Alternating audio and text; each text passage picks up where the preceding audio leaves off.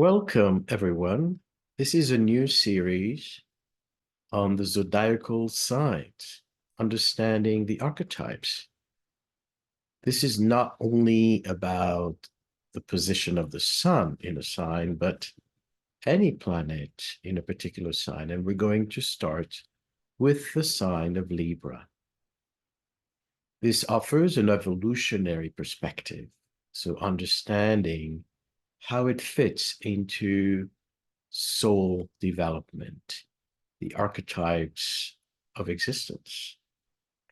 When we speak about Libra, we also refer to the time of the equinox, which is near us. As I'm recording this video, we are on the eve of the Libra equinox in September, but also refers to the seventh house in our chart, which naturally relates to the sign of Libra, the planet Venus. So let's explore this adventure, and hopefully this will provide additional layers to what you may already know about Libra. But as you know, I often bring different perspectives on astrology. So this is all part of the educational program that I'm leading, the River of Stars School of Evolutionary Astrology, where there are several educational options. There are different tracks, some more involved than others, but it really takes you to the depth of the soul journey. It's deep material, and most importantly, not only professional, but also compassionate and ethical. Master the language of the stars to serve, inspire, and change lives. So the curriculum is extensive. It's a wide spectrum of topics, from the very practical to the more psychological and spiritual. Check it out on the website, mauricefernandez.com. Libra, seventh house. How to understand this archetype? We know that Libra is a sign of relationships, but then we must ask ourselves, what brings us to relationships? If we look at our development, we begin, first of all, forging our own autonomy. As the baby basically is born and emerges out of the womb, they learn to take care of themselves. They learn to crawl and to stand and to speak and to master their own skills and, of course, their own destiny. And that represents Aries. The opposite sign of Libra is the other. When we realize that in order for us to be stronger, to be safer, we need to learn to cooperate. Now, there's something deeper about Libra, because as we learn about relationships, it naturally exposes us to polarities. To begin with, we are created. Nature is designed in such a way that we need each other in order to progress, in order to overcome challenges. And on a very biological and basic level, you need a man and a woman to create a child. So what this basically means is that no one can self-reproduce. And this prompts us to connect with another in order to find a sense of completion, in order to actualize something that we cannot do on our own. This is the function of Venus. Venus rules two signs in astrology, the sign of Taurus and the sign of Libra. From a Taurus side, Venus represents our connection to ourselves, self-love, self-worth.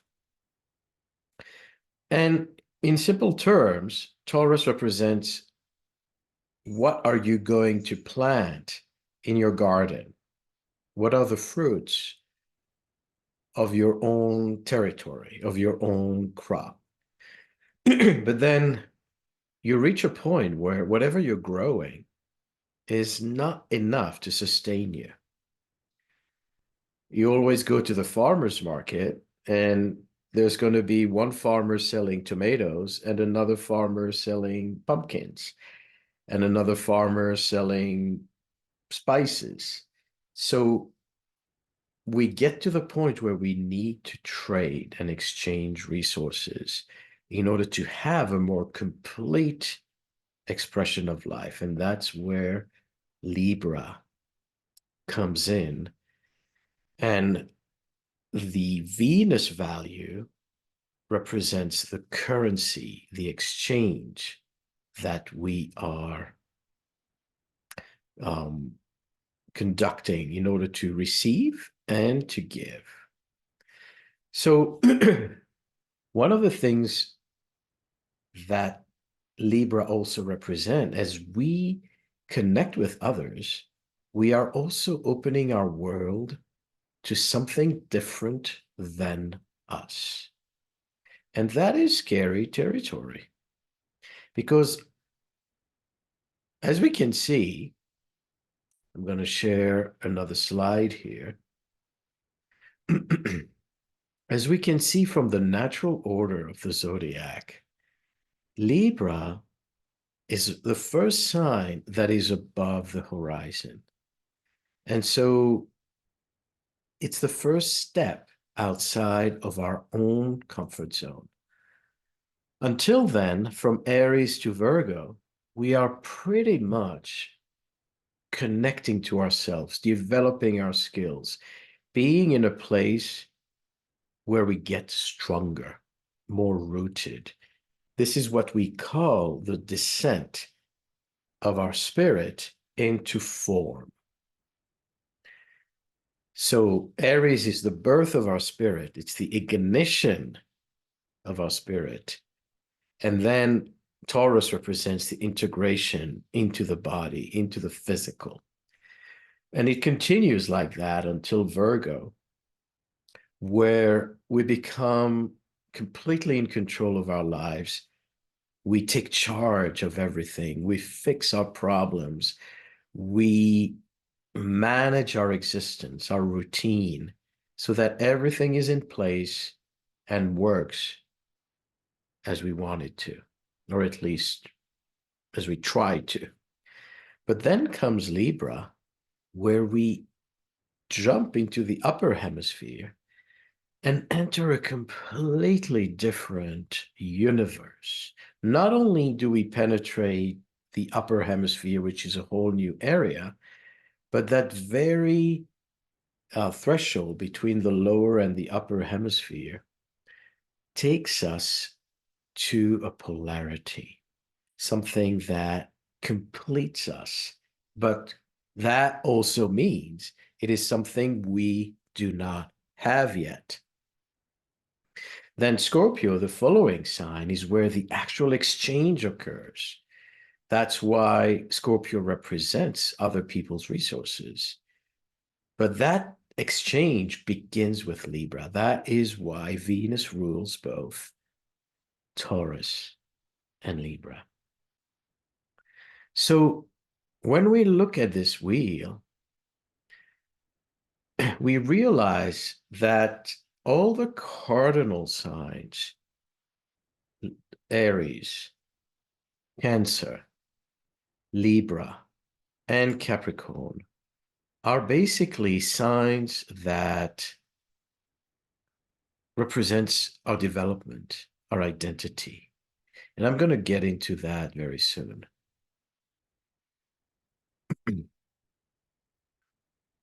One of the things I want to highlight and discuss in this video is the fact that Libra represents the need to bring opposites together. But until we find that balance, in French, the sign of Libra is actually named balance. Balance, that's the name of Libra. And in Latin, Libra is also the scales. Until we find that balance, the pendulum will swing from one extreme to another. And that is what happens when we also enter Libra season on the September equinox. There is something that shifts to an opposite. The pendulum goes from one extreme to another. So can we find balance as the zebra does? Let's find out. Libra is the sign of duality. It's the sign of polarities. But the polarities may initially feel that they don't belong to each other, that they are separate, that they disrupt each other, when in fact they cannot live without each other, because one is not complete without the other. And that is the paradox. That is the complexity of Libra, that you have to embrace someone who is different from you. And initially, you're going to try to change them. You're going to try to control them until you realize that you need them as they are. The same way that if a man meets a woman, and I'm talking here, in a traditional sense and an archetypal sense, if a man needs a woman in order to conceive, and a woman needs a man, they may try to control each other. They may feel threatened by each other, but ultimately, they need to be authentic. They need to be themselves in order for the connection and the procreation to occur. So as Libra represents the swing between the extremes, including the swing between male and female, plus and minus, day and night, urban and rural. We think that if we live in the country, city life is awful. And when we are living in the city, we may feel like the farmers are too slow for our rhythm.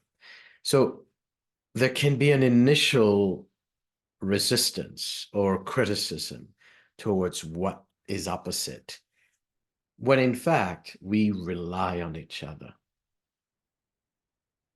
So within those extremes, there is a range. There is a range between male and female, between urban and rural, between day and night. There's a twilight. There's dawn and dusk. There are transitions.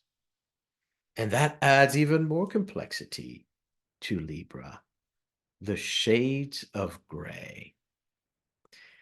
Aries, the opposite, hates the shades of gray. Aries is all about, are you with me or against me? Are you in my camp or are you defying me? Who's my enemy? Who's my friend? And Libra is more subtle, ambiguous about those black and white stripes. To find the middle way is a lifelong, multi-lifelong journey. And yet, this is where everything really works. You know, the Buddhists speak about the wisdom of the middle way, that extremes cannot sustain us. But as we look at life, we live constantly from one extreme to another. This happens on a political level, but it also happens on a personal level.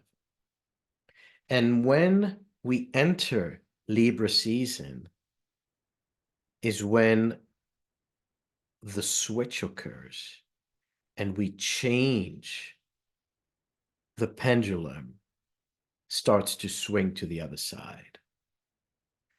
And I'm going to get to that. So keep in mind that the middle way is a goal, but it's not a given. It's a work in progress.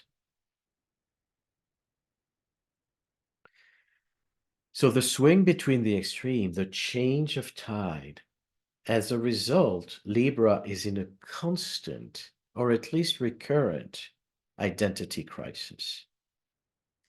Because that is what Libras are about. If a Libra is born in a household where everybody is a Republican and believes in a certain ideology, at first, they will embrace that. But at some point, they will start swinging to the opposite extreme. And they're going to be the child who espouses opposite ideologies. So whatever planet you have in Libra, that is where you tend or you will swing to the opposite extreme. If you have Venus in Libra, chances are you will attract a partner who comes from a different background, a different socioeconomic level, someone who is not from your tribe. As opposed to Venus in Cancer, who will marry within their tribe. So Libra is going to be attracted to the opposite. And it may be that if I have Venus in Libra and I grew up in a very conservative family, I may marry a liberal. And that can influence my own ideology. So that's what I mean by an identity crisis, that suddenly you shift identities and you depart from your point of origin to embrace something you don't have, something that you're not. It's an intense process. And of course, it takes time to integrate those extremes. But the pendulum keeps swinging. When a Libra is in a conversation, it doesn't matter what their opinion is, they will tend to take the side that is underrepresented. So if they are at a party, and at that party, everyone is speaking about how great ayahuasca is and how wonderful the revelations are and the process of, spiritual awakening, Libra is going to take the opposite stand and is going to say, well, there's a lot of throwing up going on when you take ayahuasca, and people abuse it, and it can lead to this and that side effect. The same person will go the next day to another party where doctors and scientists are gathering, and they all speak about rational science and vaccines and how the new age is getting out of hand, and people espouse all kinds of alternative lifestyle that are dangerous. That same Libra is going to now bring the opposite point of view to the discussion and talk about how trying ayahuasca may be the best thing for you because it's going to help you overcome your own consciousness barriers and, open the floodgates of your consciousness. And that is the same in all kinds of situations, all kinds of narratives. Libra usually will be neutral. That's part of the middle way. But in order to bring balance, they constantly need to weigh into what seems to be out of balance in a particular situation. And so they can get extremely philosophical, theoretical. Sometimes they can be antagonists.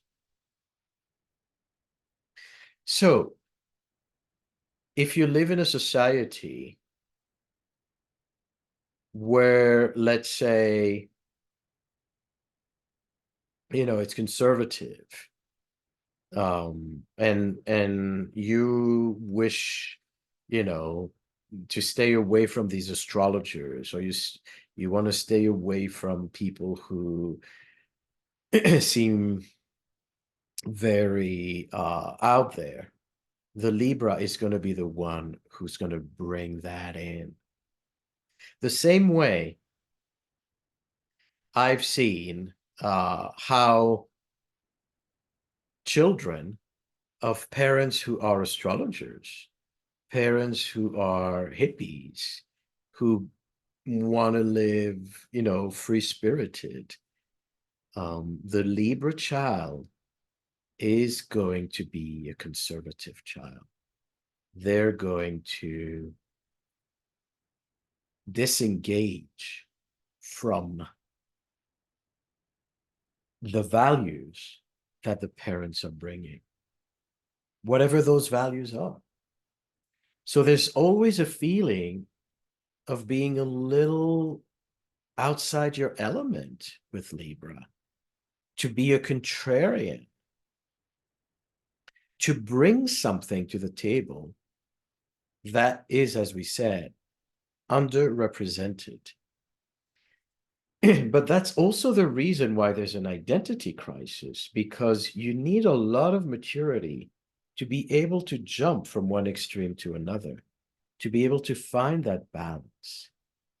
Deep, deep down, Libra understand that everything has values, has value, Venus, that we need the dark and we need the light, that we need Eastern philosophies and Western technology, that we need the winter and we need the summer.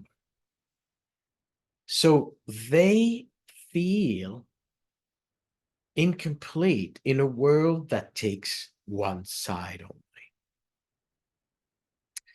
And since the whole world is mostly out of balance and we swing from one extreme to another, there's always a longing for what is the opposite.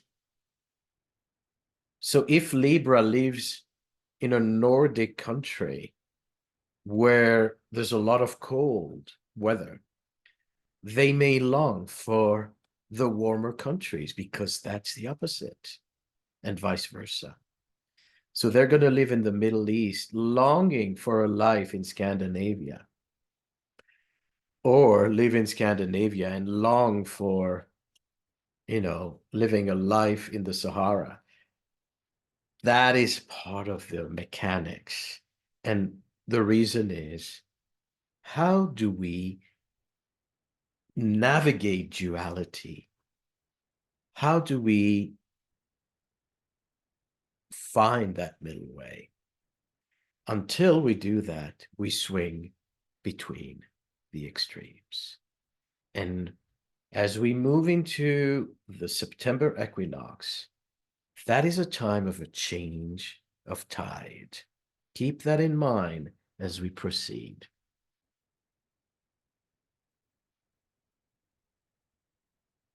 So, this is another example of polarity. Libra can be the peace activist because they understand both sides.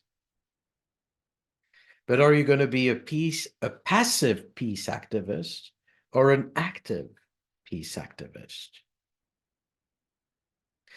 That is part of the pendulum swing.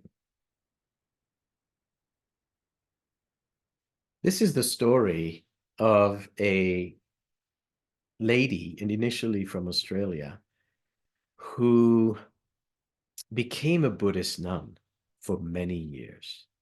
And she devoted herself to the spiritual path of Buddhism as traditionally defined, spent many years in India until she realized that she's denying her body, that the austere practices are becoming too mechanical. And she forgot the reasons why she actually joined the order in the first place. And from one extreme, she went to the other extreme of becoming a BDSM fetish dominatrix and embrace this very sexual, very sensual, and body-oriented lifestyle. So she may not be a Libra per se, but she does capture the extreme from one extreme to the other to try to find the complete picture. Because Buddhists took her to one extreme, and then the BDSM completed that. So when we speak about Libra being the sign of marriage, it's not just marriage for the sake of living together. It's the marriage of philosophies. It's the marriage of lifestyle. It's the marriage of opposite points of view. I wouldn't be surprised if we tracked her transits, that this was activated by a seventh house or Libra transit. Looking at the cardinal signs, they each represent a milestone in our identity development. I would recommend that you watch the video that I have on my YouTube channel on the different crosses, the cardinal cross, the fixed cross, and the mutable cross. Touching here on the cardinal cross, Aries represents the ignition, how we become who we are and we find out what we're about. So it's that drive to open your destiny, to begin your journey, your birthing. Cancer is when you consolidate that, when you really ground your identity. And so the process of becoming through Cancer is you're constantly processing and becoming. There's like you're going through something in your life, you need to digest it. You got a new position at work, you need time to adjust, to know what it's about, to know how to make the best of it. So that whole process of internalizing and becoming who you are and who you're meant to be is Cancer related. And of course, family plays an important role in your own identity, in your ancestry, and where you're coming from and who you are. So Cancer will never betray themselves. They know who they are.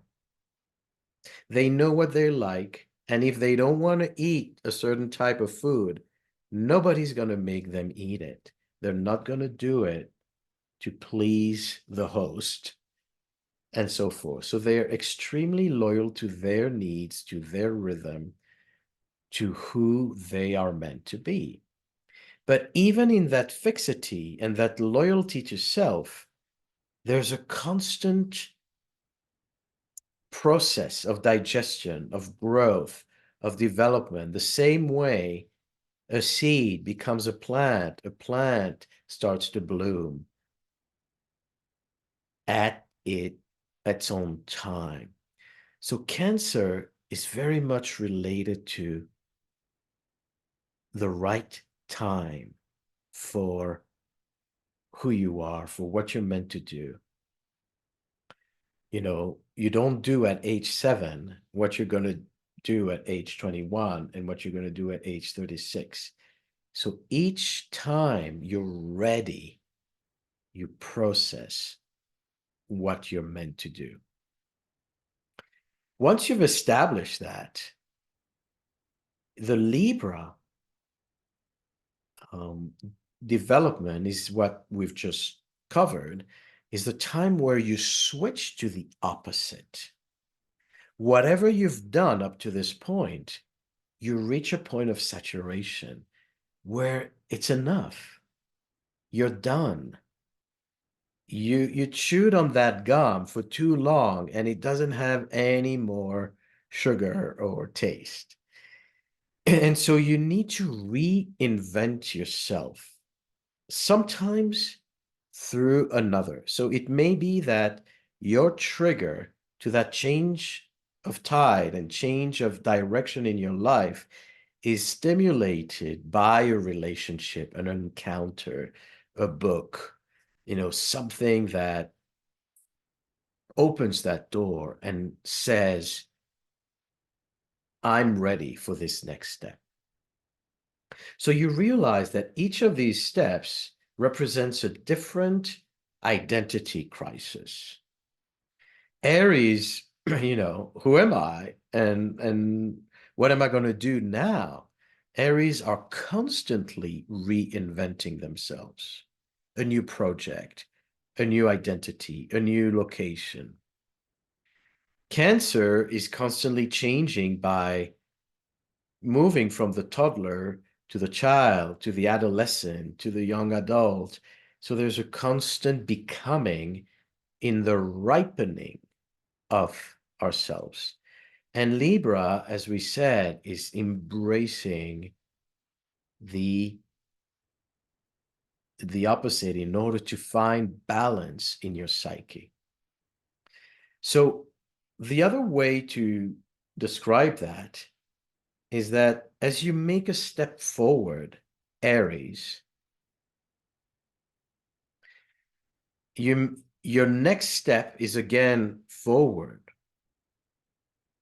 But if you crawl on the ground and you move one arm forward and you pull your body in a certain direction, then you need to bring the other arm forward in order to equalize your position. So in order to develop yourself, you cannot just advance with one foot or one arm. You're constantly needing to bring the other arm or the other foot forward to get somewhere. And that's the Aries-Libra polarity. So when we are in a relationship with one, you know, with another, whether it's a different gender, whether it's the same gender, you know, what I've seen is that it's beyond the physicality, because our partners represent an opposite of some sort, whether it's an opposite in their rhythm, whether one is passive, the other is active, whether one is very practical and the other one is very philosophical. Relationships, the seventh house always brings something that completes us and what we do not have. The sign that's in your seventh house, usually represents the place where you're the least comfortable. So if you're an Aquarius rising and you have Leo in the 7th house, you can attract partners who have a strong personality, who have a strong sense of purpose, because it's something that you're not comfortable with.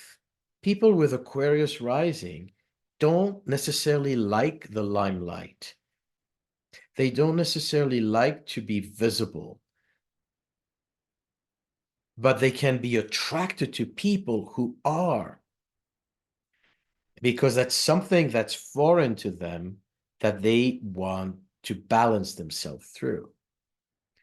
And for each person, it's a different story, and it depends what happens with the rulers of the house. So there are mitigating factors, but at the core, that's what it's about. Capricorn, is the last cardinal sign and represents maturation, how you constantly mature to your next step, to your next milestone in life. So in an axis with Cancer, both Capricorn and Cancer represent timing, ripeness, becoming through the process of natural development. Whereas Aries and Libra are constantly representing becoming through opposites, through the change of tides.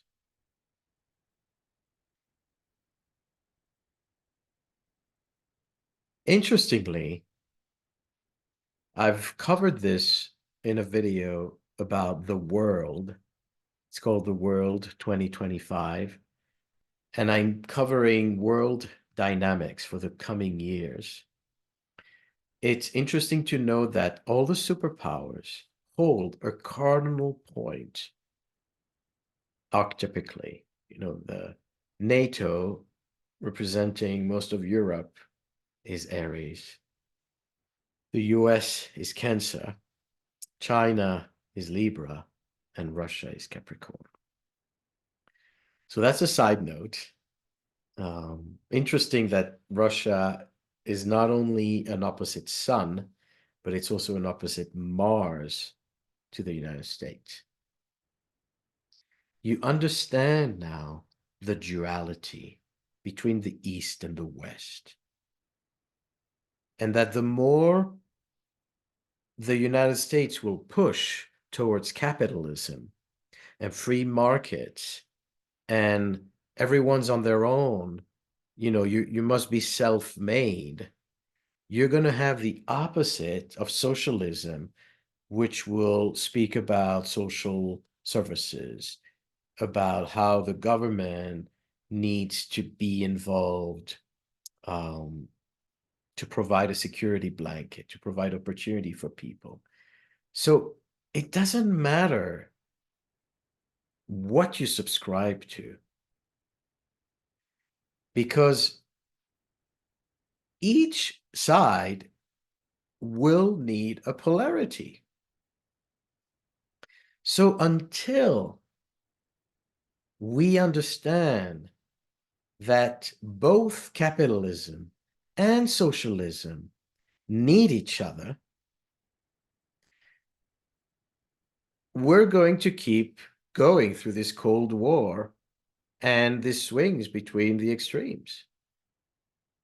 You'll never be completely fulfilled in a socialist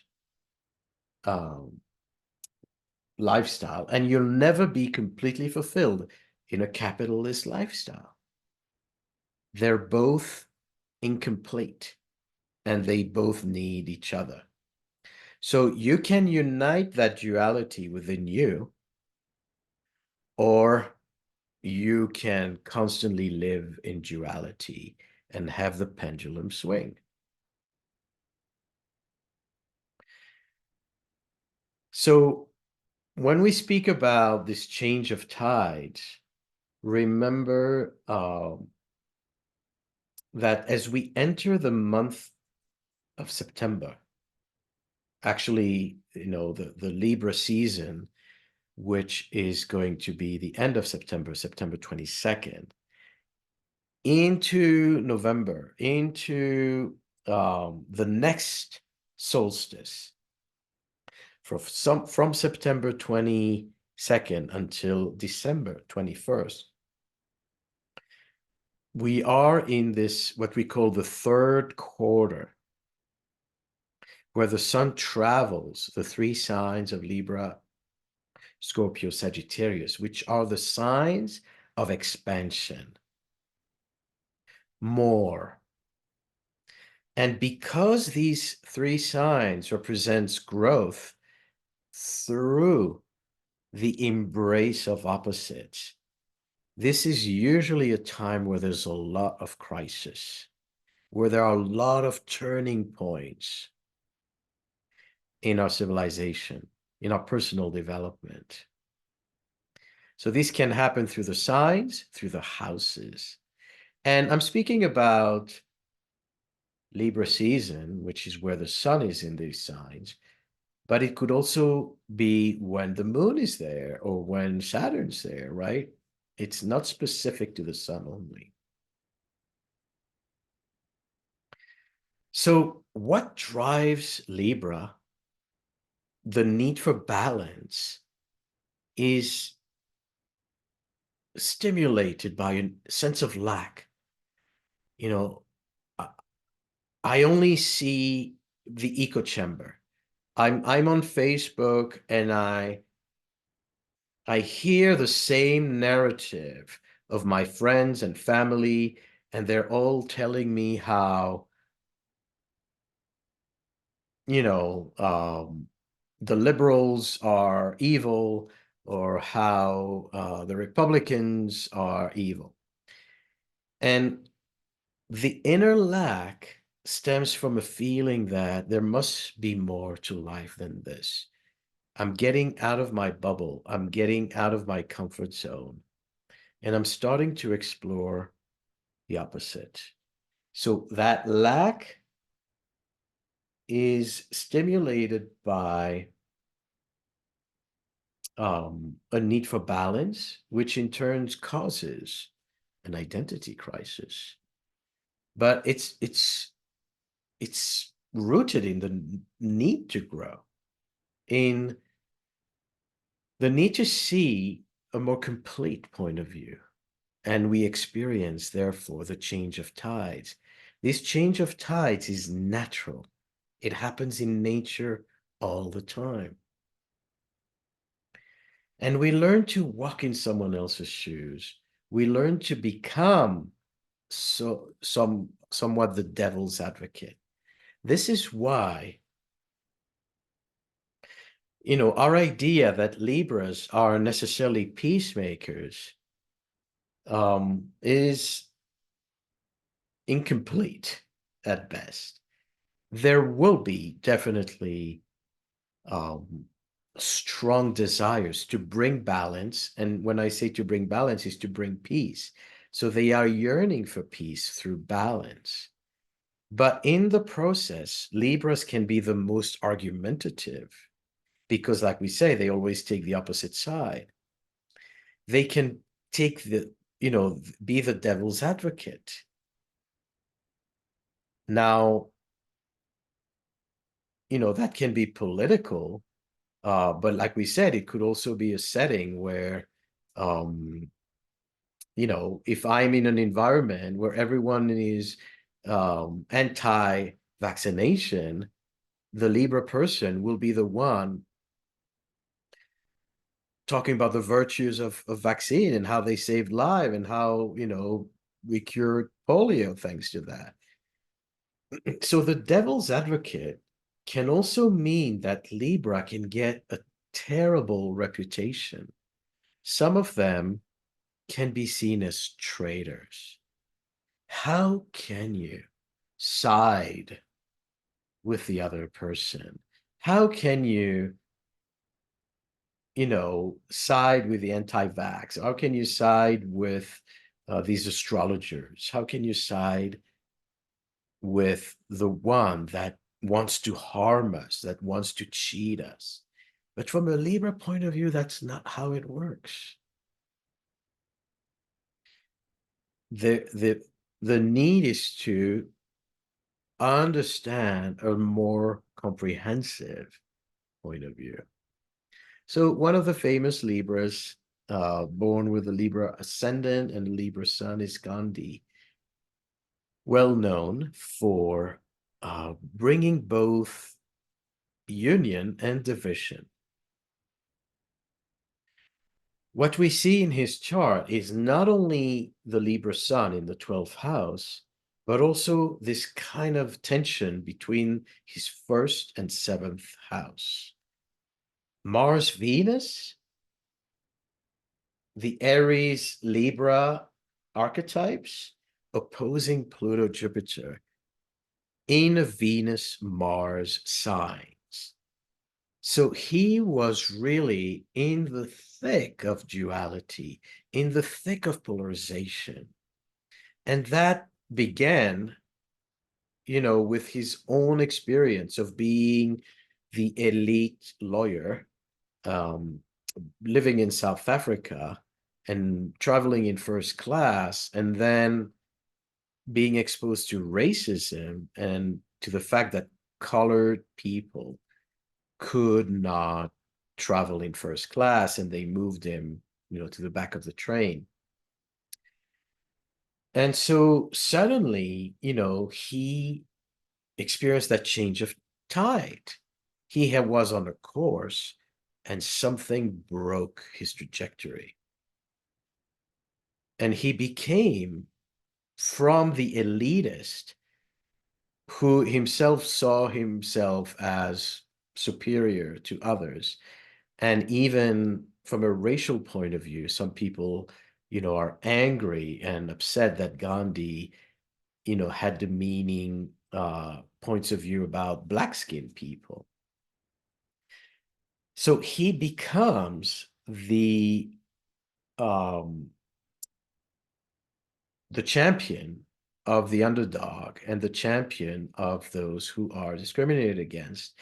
And of course, this takes us back to India, that is under British rule. And he begins, his movement of non-violent protest. So the idea of non-violence is actually very much in that Mars-Pluto, because Mars-Pluto in opposition represent violence, but it also represents how to bring a change that will actually work. So the willpower and the incredible intensity that exists in this opposition also brings Gandhi to realize that he's not going to win with tanks and with arms and with, firearms. He's going to win through the power of spirit, the power of conviction. So it's an extraordinary journey to eventually change the tides and offset the balance, where whoever was in power is now losing. So the tipping of powers is also a Libra rotation. When we enter Libra season, we can bring a rotation of power dynamics. But what happens is, as India is going through its independence, it's going through its own division between Hindus and Muslims. That leads to a violent conflict. And yet, eventually, to the division between India and Pakistan and Bangladesh. So that was a very unpopular move. That was a very traumatic move where Muslim populations had to transition to another land and vice versa. And there were a lot of dead in the process.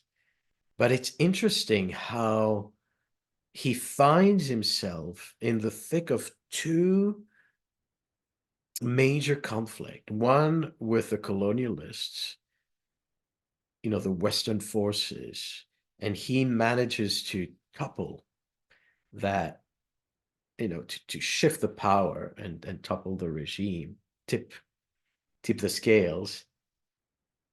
But then he pays a price for what happens between the division of India and Pakistan.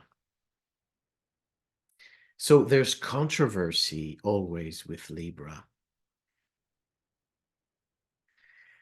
And speaking about peace, we can understand that and notice, not just understand, but notice that Libras are controversial figures because they bring something that is outside the comfort zone, and they can antagonize, polarize, and are not necessarily peacemakers.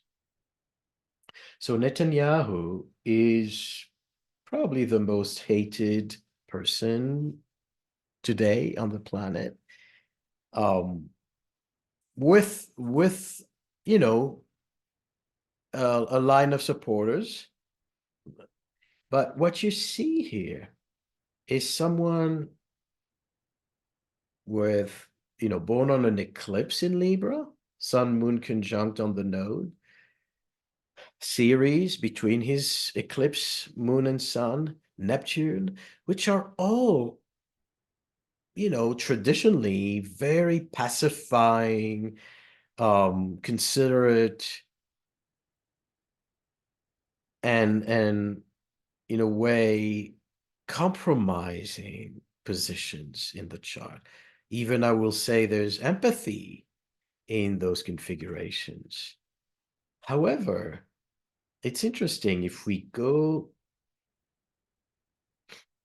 and learn a little bit about his childhood and history. So he was born in 49, just as Israel was born, basically, and grew up in Jerusalem. His father was an intellectual, and he was a university professor. So you see all that ninth house and Saturn in the ninth house. And as much as there was a feeling of wanting to be the pioneers and wanting to advance the country in its inception and very young process, his father took the family to the United States and felt like he wanted to live a more, I would say, academic, sophisticated life rather than be in the trenches.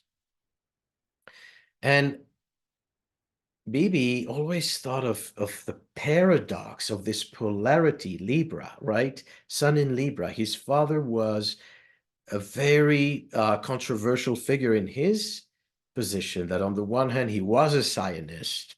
He wanted to build the country and to be part of the effort. But on the other hand, he's leaving the country and being an intellectual in the United States. It didn't make sense to him to experience that polarity. But they lived, the whole family lived for many years in the United States. And all he and his brother, Yoni, wanted to do was to return to Israel and to become soldiers and to, fight for their country, the patriots. And so what I wanted to say is that he himself was thrown into a life of polarities and extremes, and he had to navigate one from the other. And interestingly, as he joined the army and was one of the elite units, and fought some of the wars, at some point he went through his own identity crisis, and he ended up going back to the United States and leaving this kind of militaristic mindset. And he married a woman who was not Jewish. You know, you would think that someone who's such a patriot, who wants to fight for his country, I know, is going to marry from his own tribe. But no, he marries a woman who is, um, you know, from a different education and background. And she converts to Judaism. But it's very much that Libra quality. And of course, the ruler of Libra is Venus in Sagittarius, which also brings the fact that this dichotomy, that the whole polarity for him involves foreign lands and academia. All the Sag themes are blended, activating the Libra paradoxes. So today, you know, we want to understand who is this person who, on the one hand, wants to protect Israel and wants to return the hostages, and is basically running one of the most vicious, violent campaign in Gaza and the West Bank. There's something about the Libra, and especially with Neptune in Libra, that feels that they are the victim, feels that they compromise too much. So having so much Libra basically represents a fear of losing himself, to the point where he's overcompensating by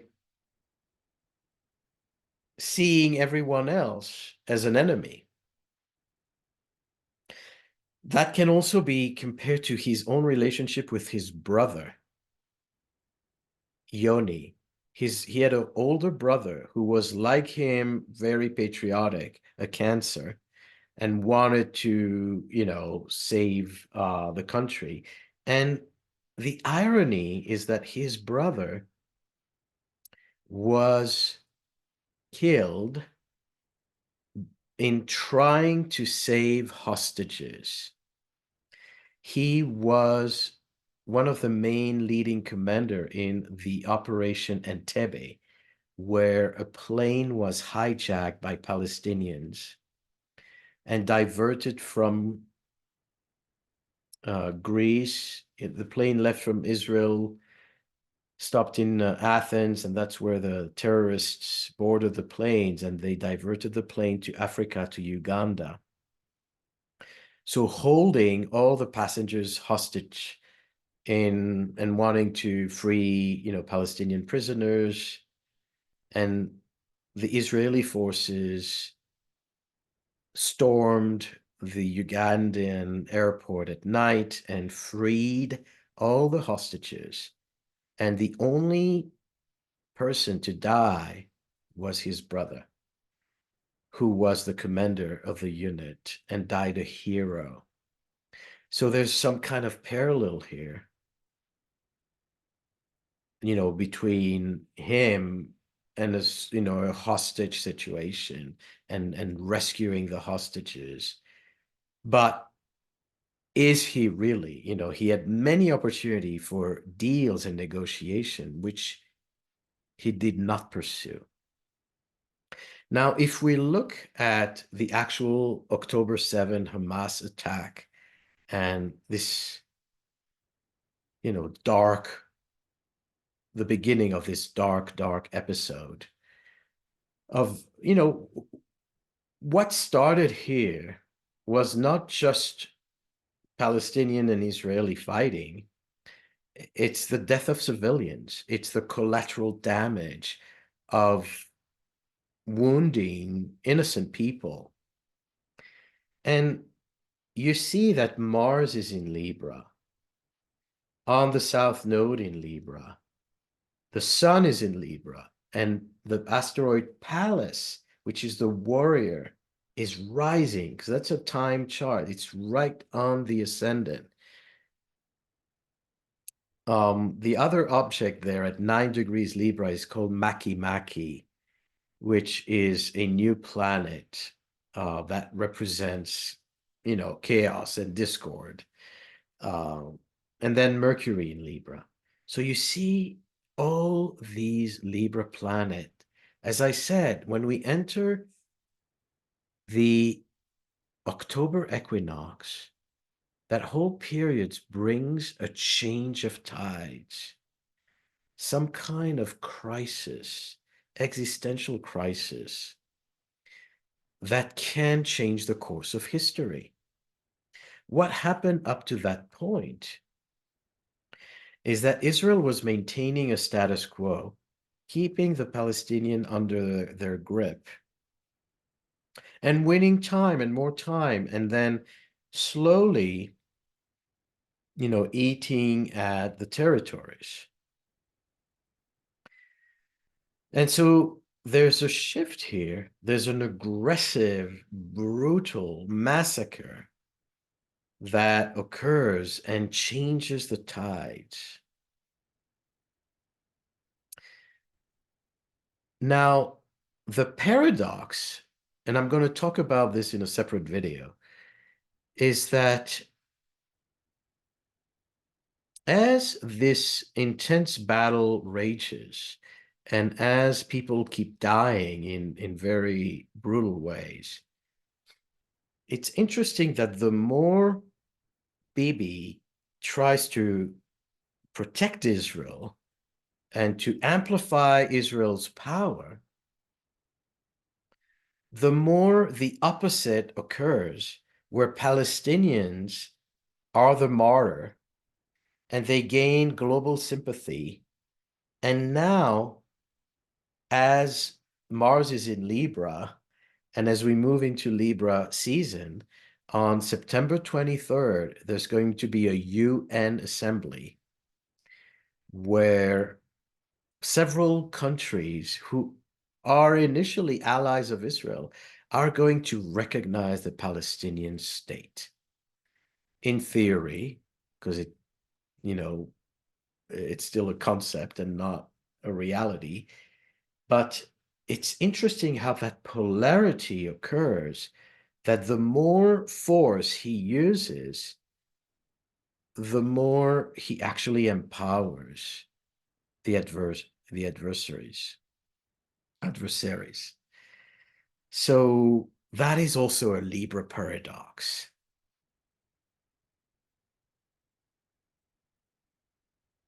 And if you look at the nodes as well, you see the South Node is in Libra, the change of tides.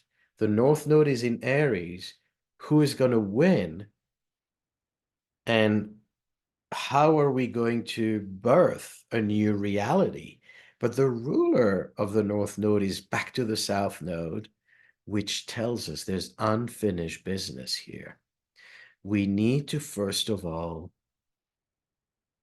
address that unfinished business, which again, I'm going to touch on in another video. Another Libra warmonger. So what is very interesting with Putin is how he engages many Libran. On the surface, you have the invasion of Russia to Ukraine and the threat of Russia with the NATO alliance. So Ukraine wants to join NATO. Ukraine used to be part of the Soviet Union. Ukraine remembers the trauma of famine and devastation caused by Soviet control. And they don't want to. They want to join NATO. Think about Libra, the change of power. So we see Zelensky, who was on the, for most of his early life in alliance with a Soviet entity, switching to the West. And Putin trying to find his own bearing between one side and the other, and this kind of game of balance. Who has more power? How are we going to tip the scales? So he sees that the countries who used to be his allies, used to be his tribe, are deserting him for an opposite party. And, that triggers his own aggression. And he has a strong Mars in Sagittarius square the warrior palace. So, the palace and Mars are both quite brutal. And you see here, they're in a square, and then you can look at Pluto on the nodes as well. But it's, to me, the Libra question is that balance of power, that those scales that are swinging, the pendulum from one extreme to the other. And so he wants to, reclaim the Ukraine territory, and gets into this messy scenario where the whole world is kind of divided, whose side to take. And he becomes this global villain. Sanctions are imposed on Russia and Putin, and he, throws anyone who dares to defy him, flies out of skyrise windows. And yet it's interesting to see how many Europeans, how many Americans are actually siding with Putin. So what they feel is that the narrative of the West is one-sided, that it's too easy to just portray him as a villain, when there are other considerations, other, political interests. And so he becomes this controversial figure where he becomes popular in the most surprising way, which is not uncommon for Libra to find allies in actually the opposite camp. So they see Putin as the underdog, as the one who's misunderstood, and you have all the Librans rushing to his rescue and saying, let's balance this narrative. It's, it's not black and white. There are shades of gray. And until we recognize those shades of gray, anyone who tries to describe the situation as black and white is defied. So it's going to be interesting to see, obviously, both Putin and Netanyahu are going to have now the transit of Saturn in Aries, opposing all these Libra planets, which is going to be a game changer for both Israel and Russia.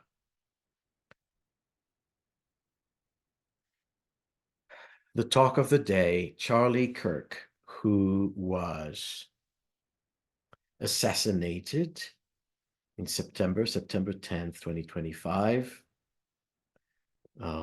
just a week ago from when this video is being recorded. And he's a Libra.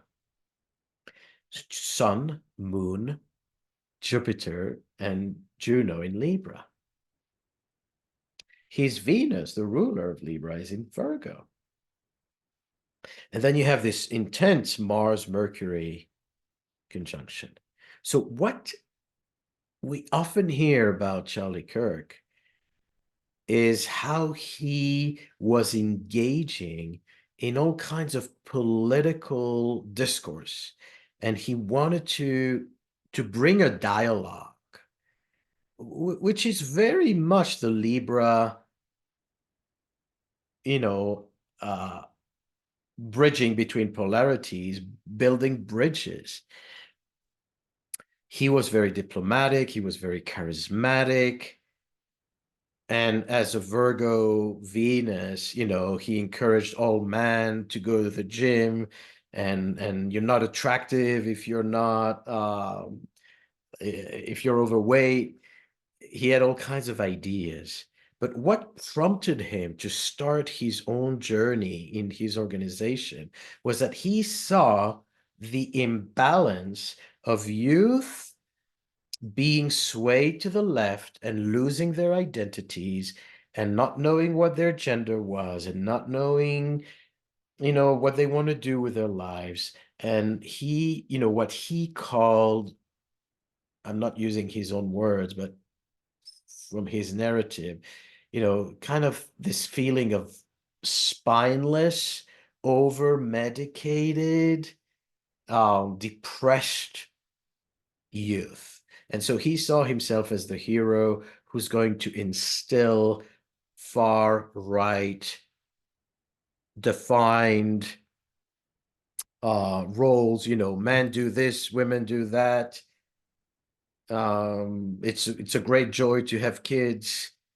So he had his own narrative to, through Mars Mercury, to instill in what he saw as very confused college kids. But what's interesting, in this tragedy, most people did not know who he was. And, they found out about him, but he immediately polarized the whole United States, and perhaps even, having rippling effect in other countries. But how the Libra, created a situation where suddenly there are two camps and everyone's trying to cancel the other. Why? Because each side feels underrepresented. You have the far right or the right who says he was a great guy who was just, having good intentions and having discourse and trying to make sense and bring sense to younger people. And the other side sees him as someone who had a political agenda, and he was brainwashing young people with his own narrative. So whatever position you're taking, you see Mars at the moment of this tragedy on his sun Jupiter, square by Jupiter. So it's an ideological battle. What's debating, the debate here is he was all about redefining, recalibrating what men and women should do. But through his death, he brings its own debate. He ignites a whole duality, and the pendulum swinging, we can't keep track. It's swinging so vastly, so strongly from left to right. And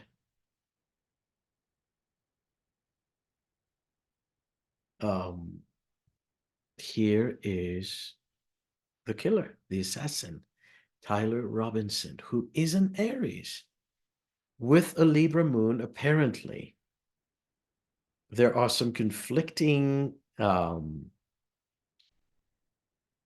references to his date of birth between April 16 and 17. But it makes sense, given the story, that his moon and the Mars was on the moon.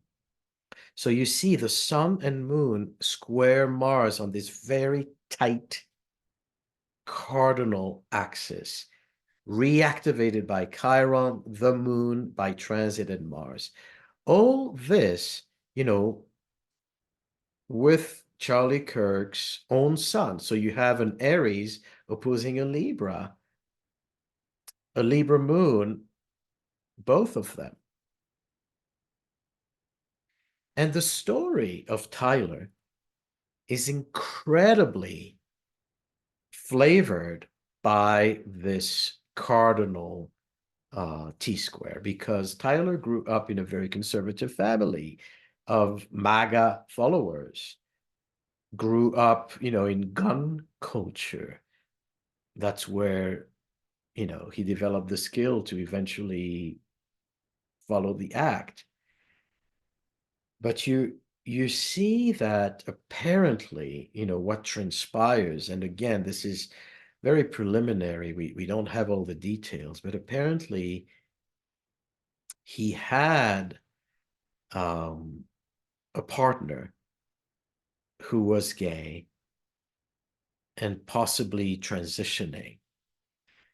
And so you see him growing up in a very conservative family with all the values of that represents MAGA culture, and he go through his own identity crisis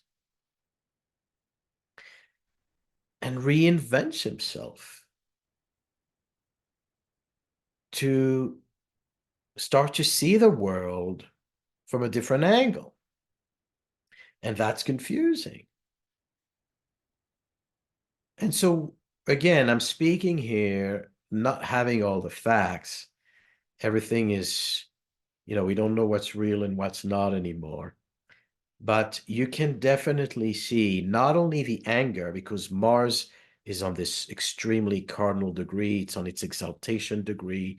So it's a very dominant Mars, and it squares a very dominant Sun in Aries. So the anger, the rage, and the aggression is there. But the Libra moon can bring this shift, pendulum, from being far right to embrace liberal values. We'll see.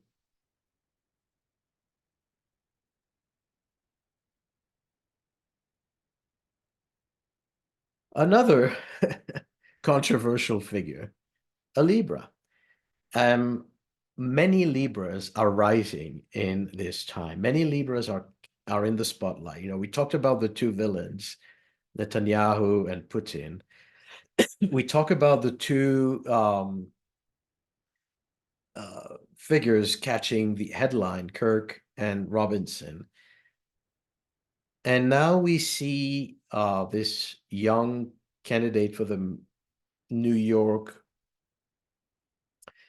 mayoral election, and he is unapologetically socialist. So in the heart of New York, which is where the stock market is, which is the financial district, which is commerce and capitalism, in steel and towers, you have this idealistic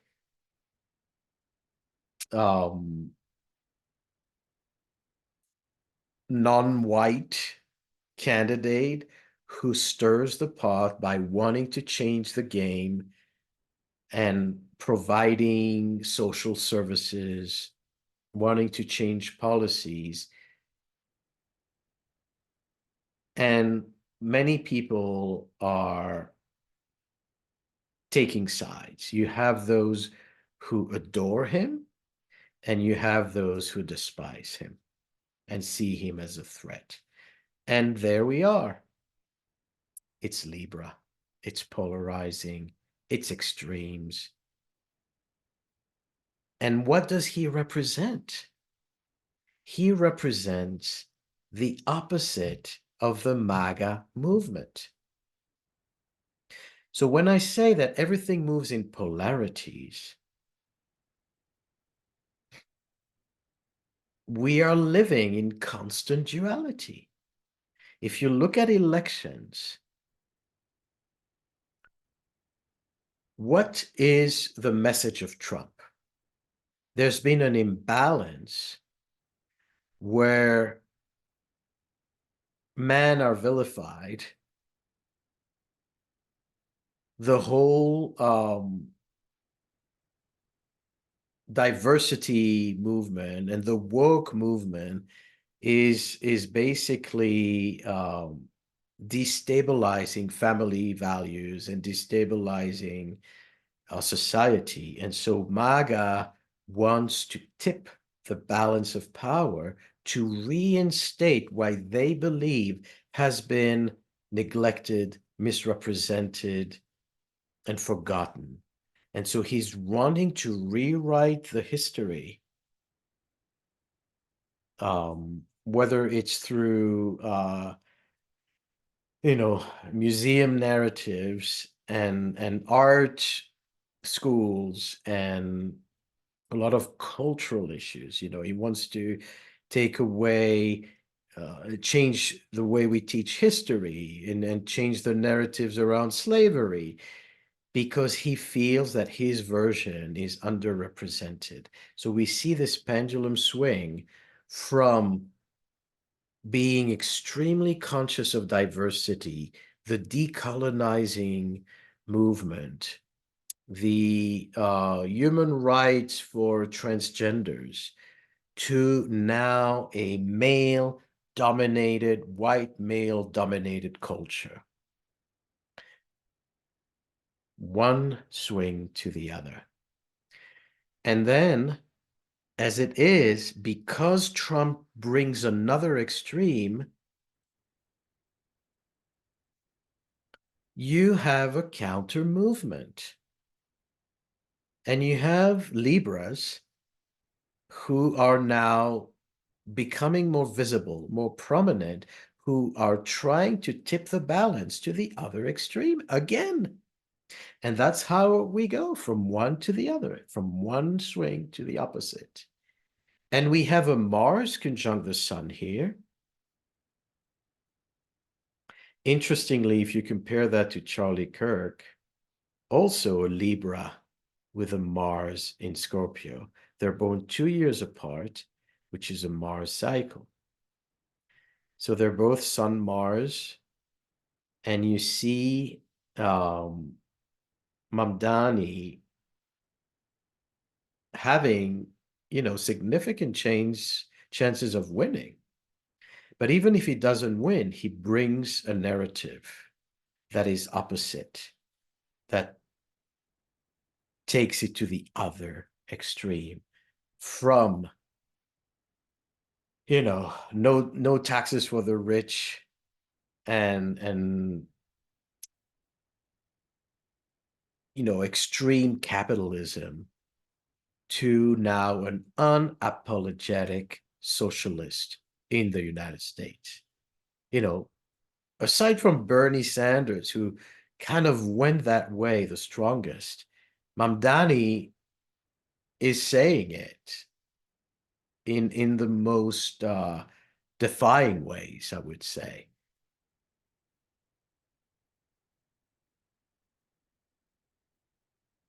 And another Libra, Alexandria Ocasio-Cortez, who is also a Mars sun. She's born again on the same Mars cycle 2 years prior to Mamdani. So you have 89 Alexandria, 91 Mamdani, and then Kirk in 93. So she's born on close to a full moon, Aries moon opposing Mars sun in Libra. huge cardinal cross, which is all about polarities and change of identities. Now, what we must understand, and what I'm going to demonstrate now, is that Libras thrive in polarities. So the stronger Trump will push towards capitalism and white man's dominion and white man's resurgence, the stronger the Libras are going to have leverage to defy that, because they rise through imbalance, inequality. That's where they shine. And so Trump is basically giving them a field day. He's feeding their cause. The same way that Netanyahu, through his intransigence and brutality of trying to protect Israel, is actually empowering the Palestinian cause. That is how duality works. That is how Libra works, is that you give a reason. If you try to pull the pendulum too much to one side, you are giving velocity to the swing to the other side. And so Alexandria and Gavin Newsom, both Libras,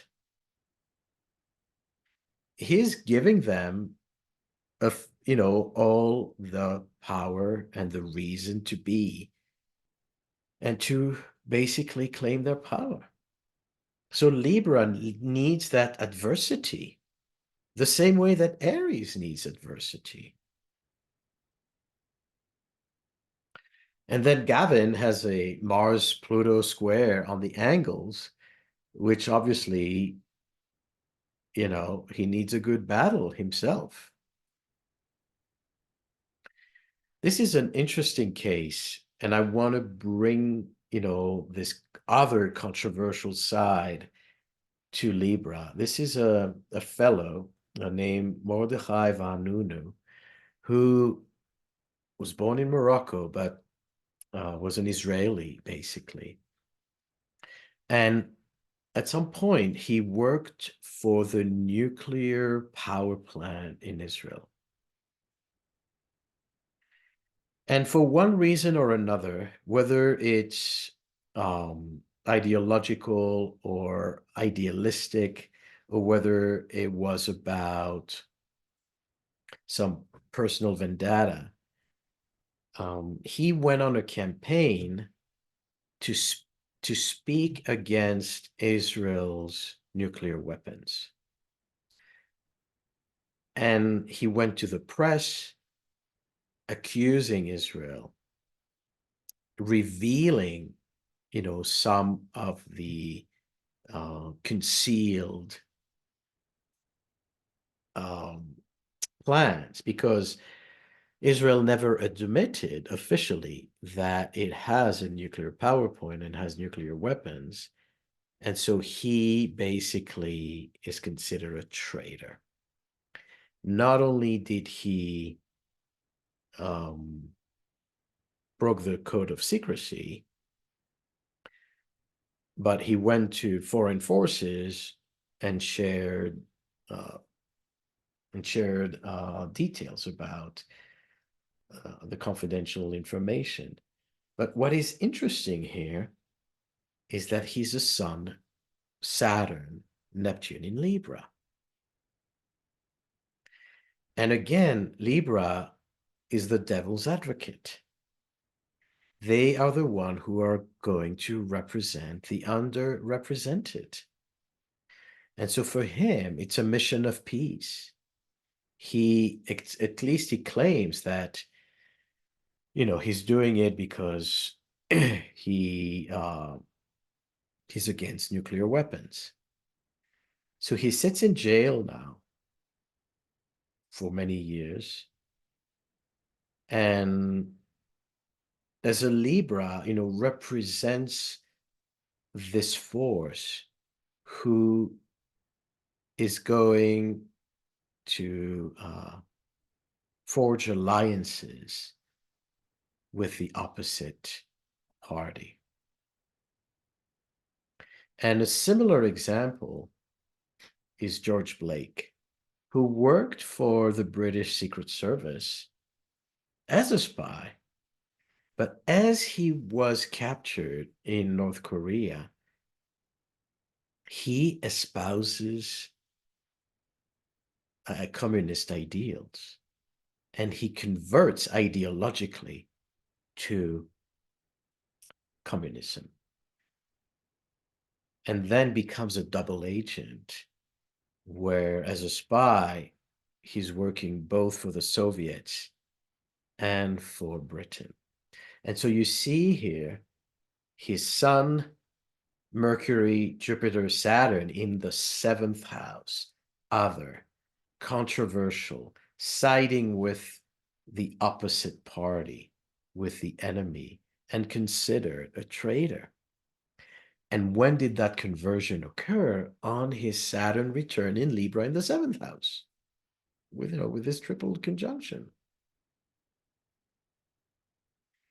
So that's when the tide changed. That's when he changed identity. That's when he embraced the opposite and ended up, a double agent, which talk about an identity crisis, right?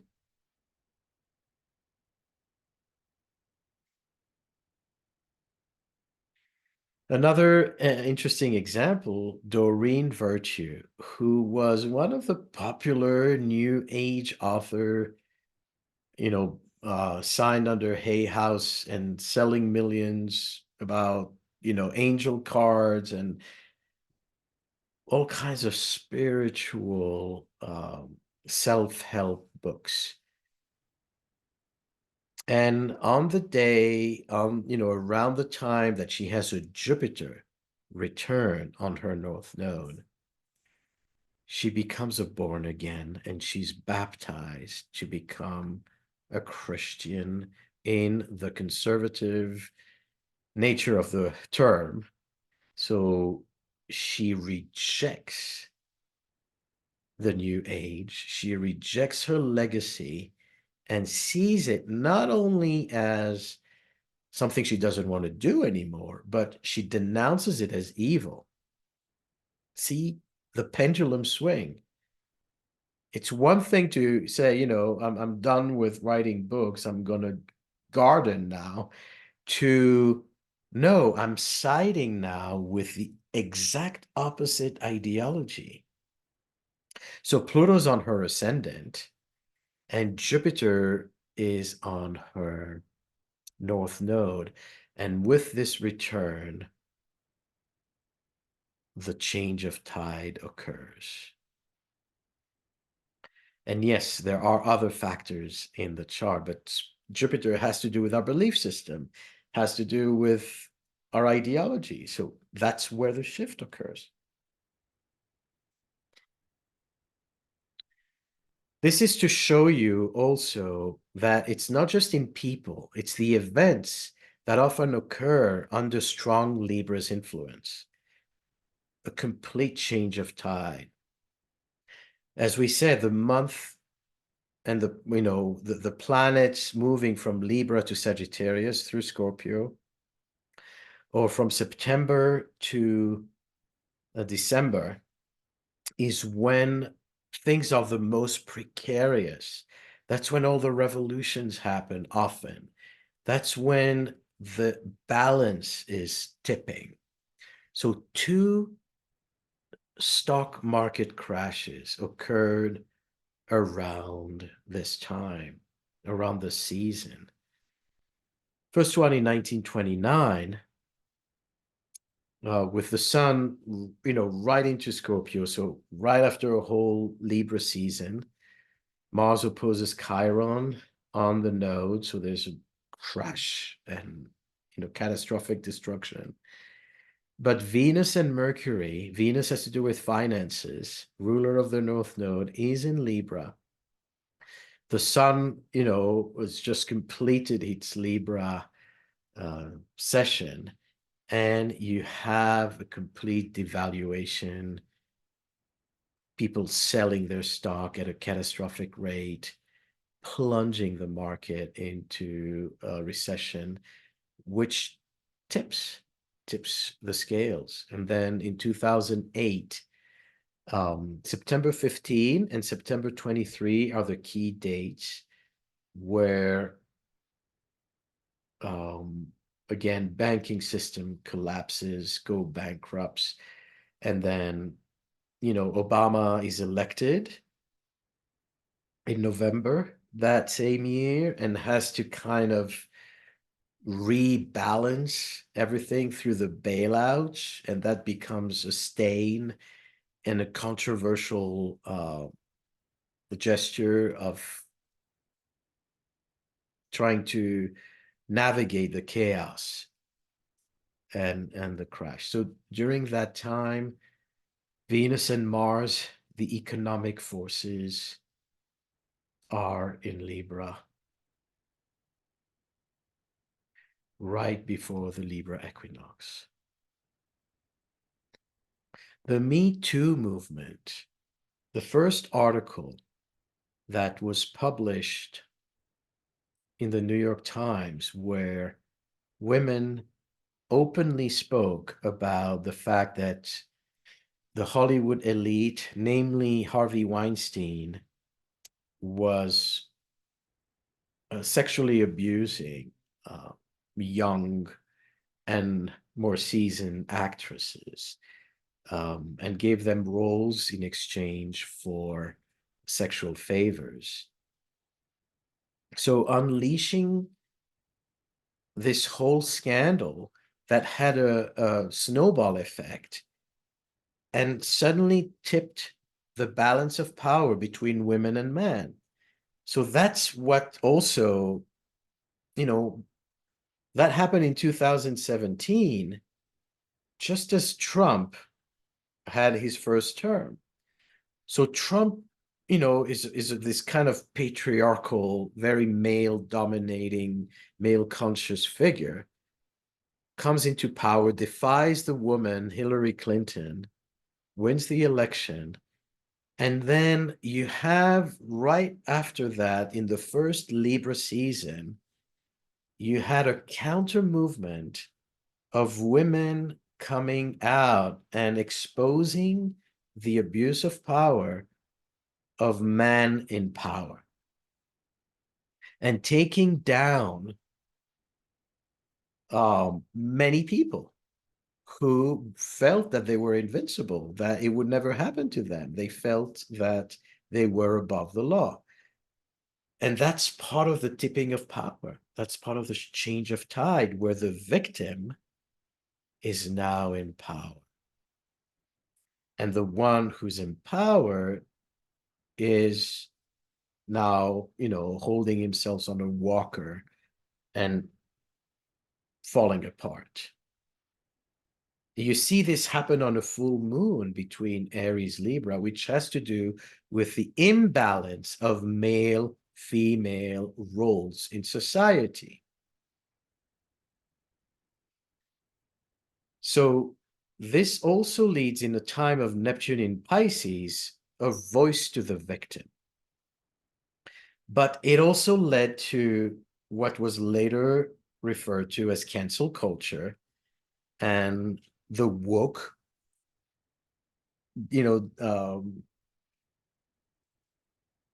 derogatory association, where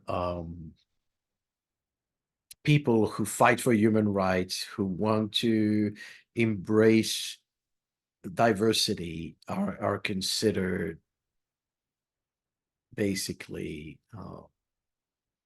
flaky or spineless. See how the full moon in Libra Aries is also accompanied by a conjunction of the rulers, Venus and Mars, exactly together in Virgo, which has to do with the labor force. So this whole drama unfolds because men are asking for sexual favors in order to advance women to higher ranks. And so the whole scandal is associated with the Virgo field of employment. Very graphic chart. And again, the controversy, the shifting of tides. And who else is a controversial figure who tipped the scales but Libra himself, George Floyd, who was killed by a police officer?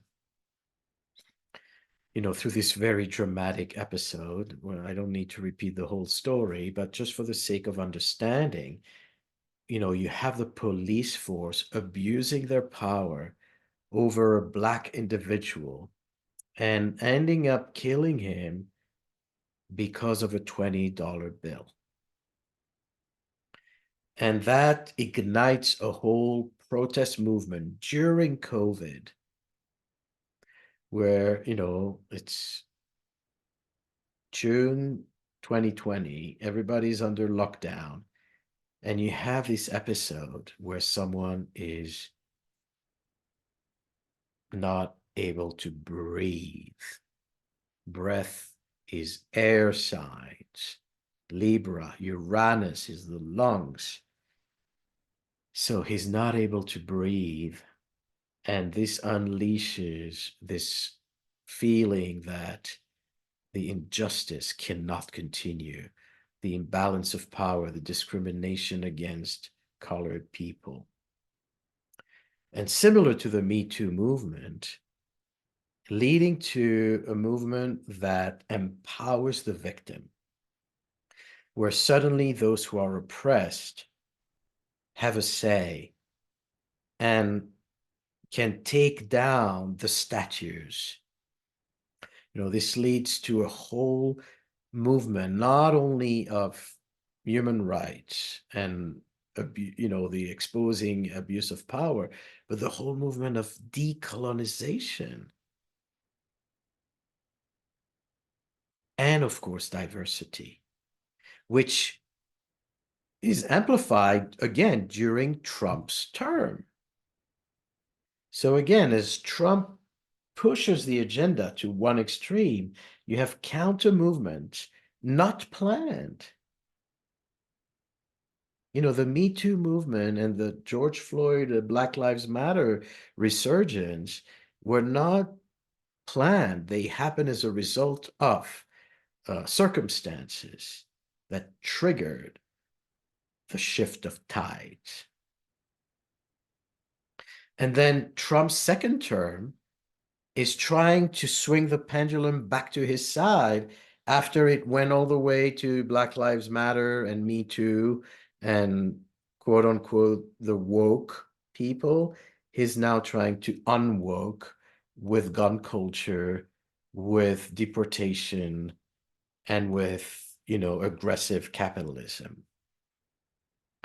So where are we going, right? This is another example of the French Republic that occurred, on the Libra equinox, where the French Revolution led to the end of monarchy and the beginning of the Republic, which was democracy.